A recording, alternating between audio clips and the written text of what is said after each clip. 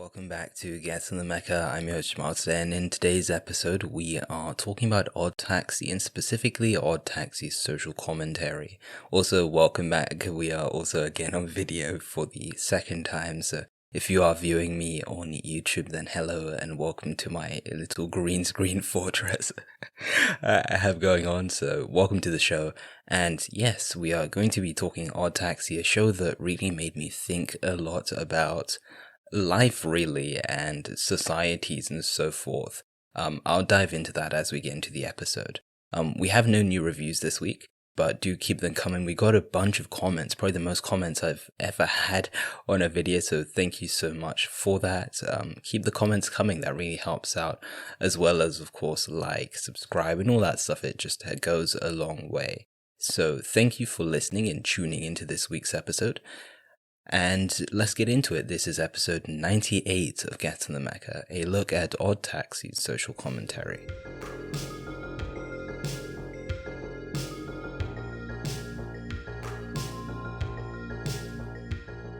Every now and again, there's an anime that kind of comes along and makes you rethink things, be it your life and priorities, makes you look inside of yourself and question the way you do things and the things you do and the things you take for granted. And I'm just going to give a brief example of that. One of them was Neon Genesis Evangelion for me. I really started rethinking my philosophy of life and how I live and what is the point of living. And I didn't mean that in the way in which there is no point, but Evangelion definitely, it fired me up in my thinking when I came to why do we live, and is there a purpose in life, alongside other themes as well, like the human connection or that. If you want to hear me talk more in depth about those, then I do recommend my Evangelion related episodes, in which I speak quite deeply about that throughout about 5 or 6 episodes. So there is a Spotify playlist. I will try and throw that in the description for this episode. But anyway, Neon Genesis Evangelion kind of changed the way I understood life, or at least it brought in a new perspective.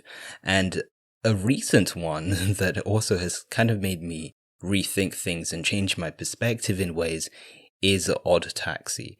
By me saying these things, unlike Evangelion, which is my favorite anime, as I'm sure you know, the whole podcast is a title referencing it. I'm not particularly saying Odd Taxi is my favorite anime ever, but it's a really good one, and I think an anime that can push you to think this much is definitely worth checking out. You probably got this already, but there will be spoilers for Odd Taxi in this episode.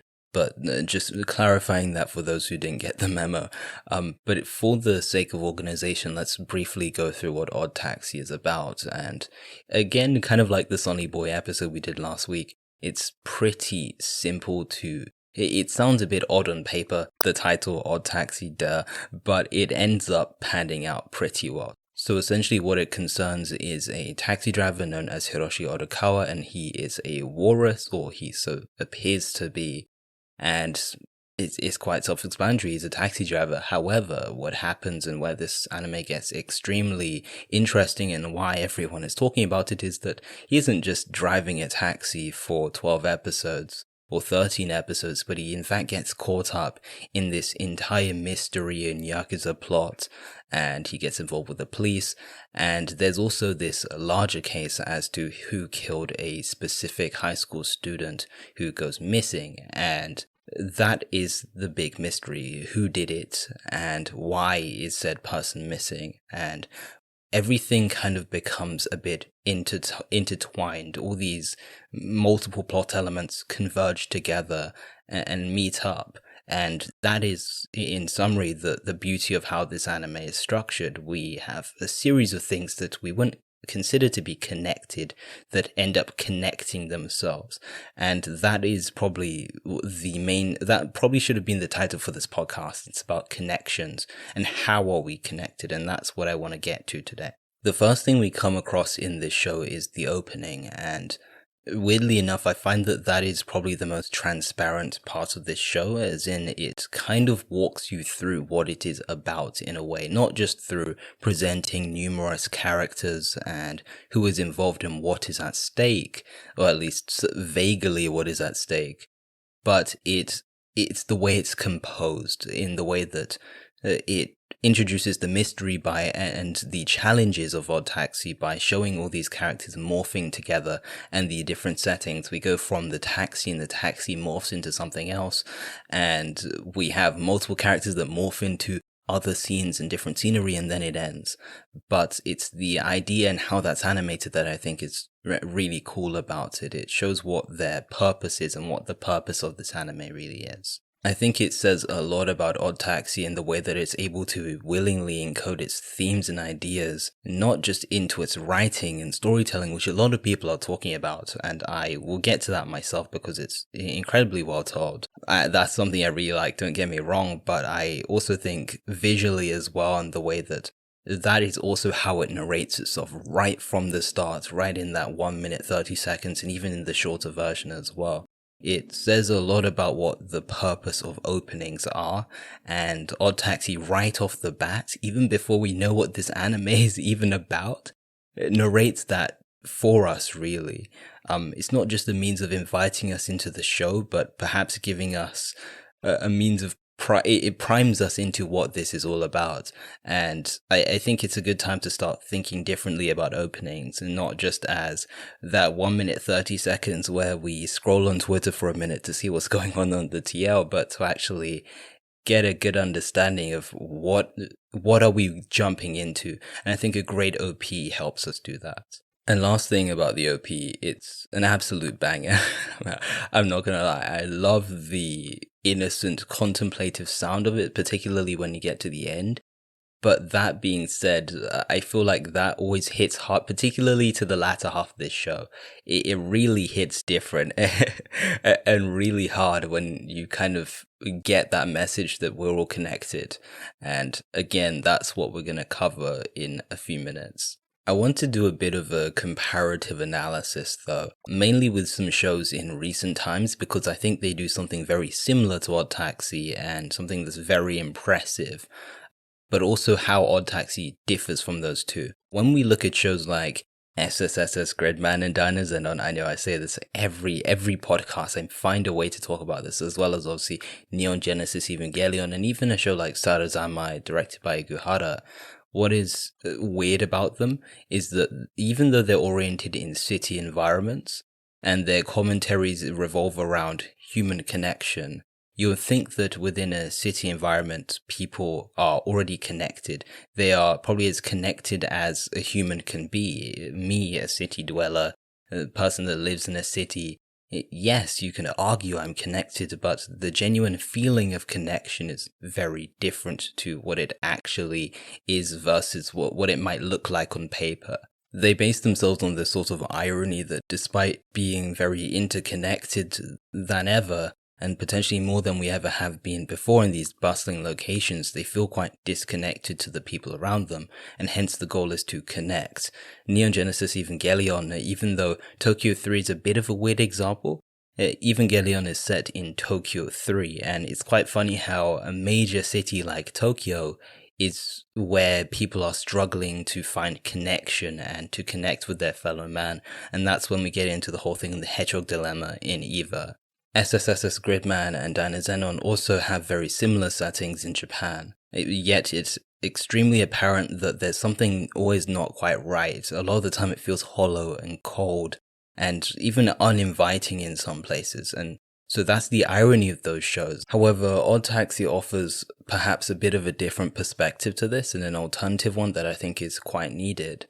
We're more interconnected than ever. Odd Taxi showcases that all the time. We'll dive into the taxi later and what that kind of represents on the directorial level. But we're more interconnected than ever. However, even when we are connected, it shows the bleak side to connection.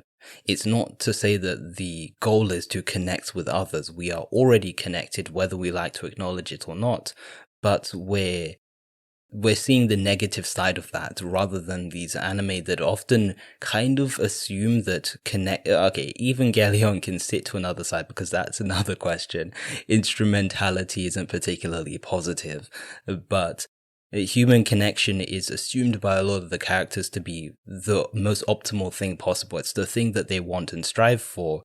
But Odd Taxi shows that human connection and the desire and drive to connect with our fellow man isn't exactly a good thing, and it's definitely something that can be exploited. Love, attention, belonging, fame are things that are all explored in this anime. We see that through the idol group Mystery Kiss. We see that through Shirakawa, who I'll get to a bit later. We said through Odoka, we see that through almost every character. They all desire something. They usually all want something in some sort of way. But we see that, and it's a very animalistic thing inside of us, which I think kind of correlates with this show and what it's about, and how, they have anamorphic animals. But yeah, it's a very primal, and I'd say almost evolutionary thing inside of us to want to be accepted in our communities and accepted by others in various tribes and people. But that isn't exactly, it's a massive leap in logic that Odd Taxi challenges. The internet and greater access and quicker access to services and people, it's at its height in human history.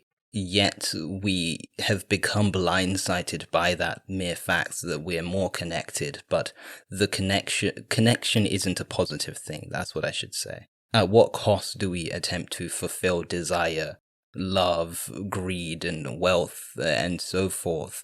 How much should we go to pursue that? And this anime says that it's different for different people, and those that perhaps go to the furthest length to do so sometimes are punished, but at the same time they're not. And I'm talking about the ending here. I think it just scrambles the entire thing on human connection discourse, because yes, the people that manage to exploit connections do succeed, unfortunately, and some have.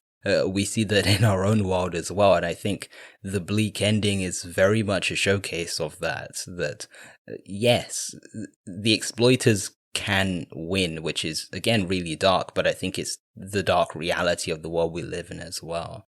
And some who perhaps don't do anything to fulfill that desire, or at least to the extent of the other versus the extent of the other person, are also punished as well in whatever way imaginable, potentially. I want to continue talking a bit about the city setting, and I find it because I want to say that the city is a character in this show. The mere setting it's in a context that we understand it is very much how we get, I think, is a much deeper insight into the show. That's how you unlock a lot of the juice from this from this anime. That was a really weird way of saying that, but that's the only way I could. But what is so profound about this city character is the fact that it kind of bases itself on the irony that we believe we're also very disconnected as city people. I think as city people, we assume that what we do does not affect somebody else. And even though we do ironically strive for connection as people, and that is really the contradiction here. It's kind of like the hedgehog dilemma, as in, yes, we are disconnected in a way, or we believe we're disconnected, but we attempt to connect anyway. And that's the thing. In Odd Taxi, a lot of these characters believe that they're disconnected. What they do doesn't have any effect on somebody else. Odokawa is an innocent taxi driver that just drives a taxi, and maybe has a bit of trauma in his past, but that's about it. He doesn't believe that he has connections to all these different people besides the people he genuinely knows and has reached out to.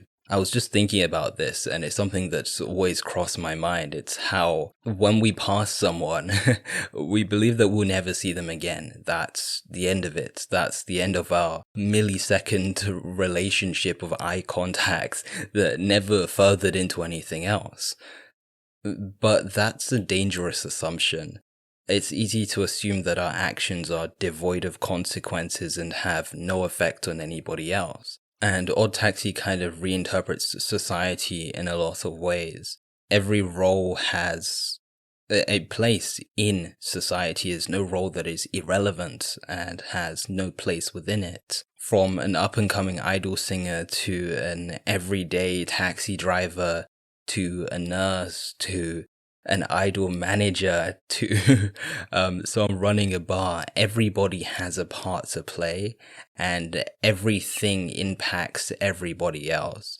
I also do think that we have a tendency to view society again as atomistic, as in we're a series of individuals. And this becomes especially clear when you walk into a city and you just walk past thousands of people again, you assume you'll never see again. But how exactly does Odd Taxi forge this? How do we get to understand the human connection through Odd Taxi? And that's why we have to talk about direction as well. It's easy talking about, yeah, this is what it's saying, this is what happens, but how does it bring it to us? How did I even come to these conclusions? And that's why we have to talk about the main location of this show being the taxi. It's weird calling a taxi a location, I know, but based on how much takes place in this 4x4 vehicle, it's kind of inevitable to not talk about, well, it's impossible to not talk about it. It's probably the most enigmatic location in the show, mostly because of the interactions it produces. I'm sure we've all heard of the Uber driver memes where the quote-unquote best Uber driver is the one that soothes your social anxiety by not looking at you, not talking to you, and you pay and they're just really nice. And that's that's the best taxi driver in some people's opinion. But I was thinking about this, and I think that taxi driving, I don't want to get too into it, I'm not a taxi driver, just to say, so I'm not an expert on this topic, but I think taxi driving's a bit of a weird one on the social level, mostly because it kind of pushes that boundary between customer and worker. I think that people often want to express their thoughts to someone else, and hence they catch a taxi to get there quicker and therefore express those thoughts to someone else, to connect to someone else. But the taxi is kind of the circuit breaker, or the thing in between, that is where the people often relay their thoughts that they're and the things they're about to do when they connect with someone. And so that is the taxi is essentially the connector in this anime. In other words, I would say that it kind of catches people in a very valuable state when they are, and you could even say vulnerable in a way, not as in physically vulnerable, but kind of vulnerable emotionally, or they're almost bleeding these emotions because they're waiting to relay those to somebody else when they get out of the taxi and go to said location that they want to. That's with the assumption, obviously, that they're going somewhere, which in a lot of times in this anime, someone is. But I think that direction-wise, the taxi kind of serves almost as this reflective space in a lot of cases where the characters express their fears, desires, and so forth. As we discussed previously, that is where a lot of it comes out. That also gets twisted as well, because Odd Taxi being Odd Taxi always loves to twist things. But overall, I would say that's what it feels like it's there for. Shirakawa, for example, revealing her love in the taxi in some of the first few episodes. And I think that's partially because even though the relationship with Shirakawa and Oddakawa is a bit of a different one, but because it goes back to that relationship on customer and worker, and how there's kind of this neutral playing field where I think because we don't believe that we're very connected to somebody else, that this is a taxi driver I'm going to see once and never again, that kind of breaks this mold and potentially some ice. It kind of brings out this adverse reaction where we believe we're quite distant and separated from them because we don't feel like we're connected, but in reality we are. And that's what this show tries to get at, I think. And by the way, Shirakawa is the best girl in this show. There's no debate here. I'm sorry. If you want to say anyone else, then put it in the comments, but you're wrong, okay? But Odd Taxi being Odd Taxi, as I said, manages to twist this even further. But Odd Taxi being Odd Taxi loves to spice up the discourse. There's always a counter argument in this show that I feel, and I really do like that. It's constantly, the challenge of this podcast so far has been that you can't really come up with one answer. The notion on human connection stuff, I'd say it's a pretty definite thing, but You can't use a series of examples and say that this is the only right way, because there's always a counter argument in this show. And that's a bit more of a meta point, but it's something that is really awesome about this anime. It's constantly making you think more than you perhaps would with any other show. You come to a conclusion, but wait, that might not be true. And that's kind of what happens during the course of the show as well, when you're watching and you're like, maybe this person did it. Okay, I'm certain this person. Then 2 episodes later, you're like, wait, this isn't quite right. I'm not sure about this. And then your opinion completely changes. Or at least that's what happened to me most of the time. Characters like Yamamoto, who attempt to deceive Odokawa when it comes to the dash cam data, that's probably one of the big, not subplots, but it is probably one of the big things in this whole show. It's, okay, who's gonna get the dash cam stuff? Is this person gonna get it? Who took it? Why did this person take it? And so forth. Yamamoto does this all the time, and he becomes more malicious as it goes along, because he tries to exploit that neutral relationship that he believes he initially has with Odokawa. And that's kind of relaying back what I said before. It's the connection and shared space between us and togetherness that people catch on to us actually having. They understand that we're not as distant as we might think we are. People also take advantage of that as well. The same goes for the lottery ticket subplot arc type moment, where assuming that people are going to be happy for you because you posted your lottery ticket online is not exactly the case. There are and I think Odd Taxi lets you know that there are good people in this world that will be happy for you, and there are people in this world that will try to use that to their advantage. And it's kind of this stereotype of the city where people are social climbers. And that I think that term social climbers really summarizes this whole debate on human connection. When people are connected, there are people that will try to step on others and use that connection to get higher. And we see that with Yamamoto. We see that with almost, not everyone, but a lot of people. There are some people who are more forgiving, but overall, people will be social climbers, and that's the sort of stereotype you get in cities. People talk about that in LA all the time. I don't know if that's true. I've never gone to America or LA, but that's something I think we can take, especially if you live in a city. That's a message that hits quite deep. The taxi spawns this sort of parasocial-ish relationship. I might be misusing that term, so please correct me if I'm wrong, but I think it spawns this sort of parasocial relationship, and that's why I called it reflective. Kind of like this podcast, you're looking at me through a screen, and I'm talking to you via the internet, and yes, there is a relationship there, but the extent of it is very... I don't say questionable, but there's definitely a disconnect there, whether you like it or not. And the same kind of goes for these relationships with people. What are the boundaries between people? And those boundaries for some people are very thin, as we see with the rhinoceros character, which had a very tragic tale, to be honest. And the same also...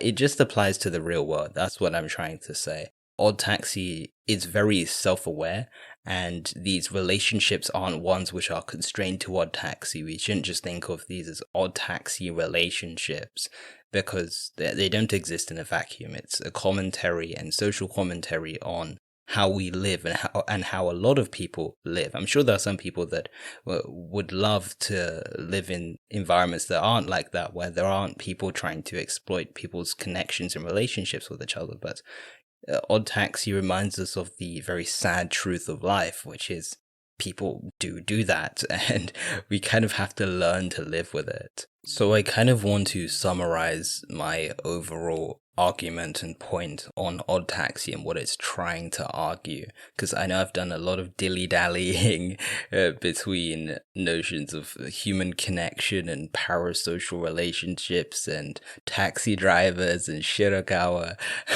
So let me just condense this a bit. I think that the nature of relationships is up for question in Odd Taxi. There is it's not as straightforward. And as you've seen in this podcast, I can't really nail myself down to this is what relationships are like, because this show kind of makes it clear that there isn't one type of relationship. There are some relationships that are extremely toxic and dangerous, where people attempt to, again, exploit the warmth between each other. That is unfortunately how some people are.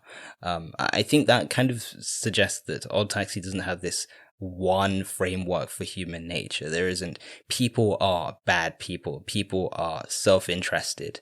There are a variety of people, and that is also kind of a stereotype about cities that I kind of do believe. There are a massive mix of people, and it's not a monolith, essentially. But what this anime tries to do is tries to at least get a greater insight into what people are like. I don't say humans exactly, but what people are like and how they interact.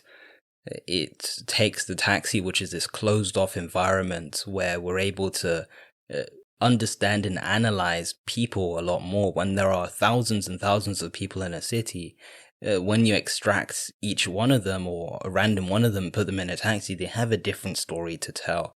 But what is perhaps where Odd Taxi pushes that a bit further, it isn't like just learning one person's story and moving on.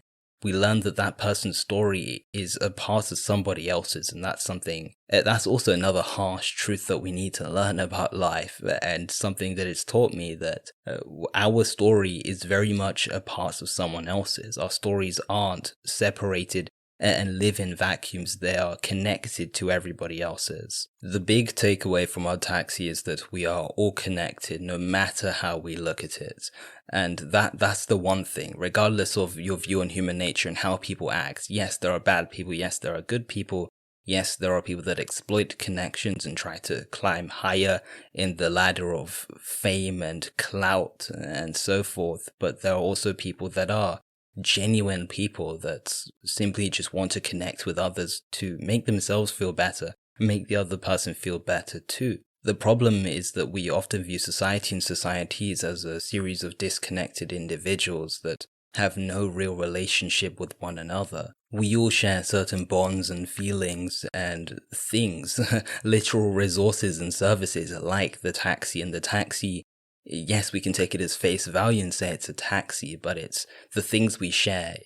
We share a world with each other. We share stories with each other. Our stories are interconnected. But as we learn, this shared connection is very much this give and take sort of situation. We shouldn't always assume that our connection with somebody is a positive thing, or connecting with somebody is a positive thing, as we simply don't really understand people's nature. Am I saying we shouldn't share, we shouldn't connect with each other? No, but Odd Taxi kind of allows you to be a bit healthily skeptical of other people. And you could simplify the message of Odd Taxi down to the world is full of just different people. And I think that would do just fine. There are so many different people in this world, but different does not mean disconnected. We shouldn't confuse the two. As people, we all have different desires, motivations, and dreams and aspirations. And in order to achieve those, we're going to have to merge with other people. And the game of life really concerns mixing with different people that view the world differently and have those different goals, some of which coincide, and other people will do very bad things in order to get what they want. With that being said, that is the episode for this week. I ended it on such a dark note. I'm so sorry. Odd Taxi can make you go two ways. It can make you either, okay, I think the thing with Odd Taxi, before I quickly end this episode, is that on one side, it makes me believe in love. Like, this is, okay, I believe in people. I believe in Odokawa and Shirakawa. This is everything I've always wanted. And then we go on the other side and you lose faith in humanity, as in, how does a murderer get away? I completely don't understand. Well, I do understand it happens, and I think Odd Taxi I think, just to end it on a takeaway, Odd Taxi makes you understand both perspectives, and there isn't a simple one way answer. It's not this optimistic thing where everything went well and we're all good, healthy, and happy. But at the same time, it's also there are good things that can take place in this world as well. The world is just very complex and mixed up with a series of people. So that is it for this episode. As always, if you did enjoy this, it would be lovely if you liked the video, subscribed, and did all those other YouTuber related things. It helps out the show. And it helps us in the algorithm too. I shouldn't forget that. And then same for the reviews as well. Keep them coming. We didn't have a review this week, but I'd love to read your review. And also, if you leave a question in the review as well, I will answer it. I've been listening to a lot of podcasts where they do that, and I think that that'd be a good idea for our podcast. So even if it's like a meme question, it's completely unrelated, as long as it's not like, weird. But besides that, I'd be happy to answer your questions in the form of like a 5-star review. So thank you for listening. I will see you next week on the show. Have a lovely rest of your weekend. We do have some cool things coming up in the future for episode 100, which is on the horizon. All I'm going to say is that it's going to be a 2-part special. So I say special, it's going to be two podcasts, 2 full-length podcasts to make one episode. But anyway, thank you for listening. I have been your host, Jamal, today. Have a lovely rest of your weekend, and this has been Get In The Mecha. The music in this episode goes as follows: Synthwave by Alex McCulloch, and Mandatory Overtime by Joth.